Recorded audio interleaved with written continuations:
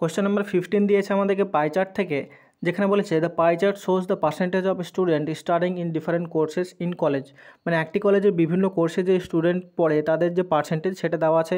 যেমন বলেছে বিটেকে হচ্ছে 16%, বিএতে 25%, বিবিএতে 5%, বিসিএ এরকম করে বিএসসিতে যেমন 18%, এরকমভাবে আমাদের স্টুডেন্টের পার্সেন্টগুলো দেওয়া আছে যে কোন শাখাতে বা কোন কোর্সে কত পার্সেন্ট স্টুডেন্ট পড়ে।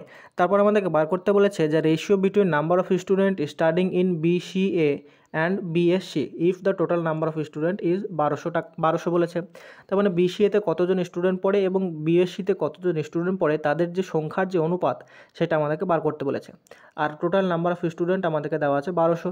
তাহলে যেহেতু আমাদের এখানে অনুপাত বার করতে বলেছে, তাহলে এখানে আমাদের টোটাল নাম্বার থেকে নাম্বার অফ স্টুডেন্ট অর্থাৎ টোটাল স্টুডেন্টের সংখ্যা বার করার কোনো দরকার নেই।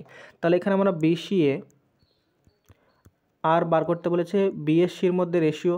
তাহলে এই রেশিওটা বিসিএর যে ছিল পার্সেন্টেজ আর বিএসসির যে পার্সেন্টেজ সেটার আমরা রেশিও বার করলেই টোটাল নাম্বার অফ স্টুডেন্টের রেশিও পেয়ে যাব। তাহলে এখানে বিসিএ আমাদের কত পার্সেন্ট ছিল? 12%। তাহলে এটা হচ্ছে 12% অনুপাত, তার সাথে আমাদের বিএসসি কত পার্সেন্ট? বিএসসি ছিল 18%। তাহলে অনুপাত তার সাথে হচ্ছে 18%। তাহলে দেখো উভয় দিক থেকে যদি আমরা পার্সেন্টেজ কেটে দিই, যেহেতু দুই দিক থেকে আমাদের 1/10 দিয়ে মাল্টিপ্লাই হবে, তাহলে 1/100 দিয়ে মাল্টিপ্লাই হবে, তাহলে এটা কোনো মানে হয় না। উভয় দিক থেকে পার্সেন্টেজ আমাদের এলিমিনেট হয়ে যাবে।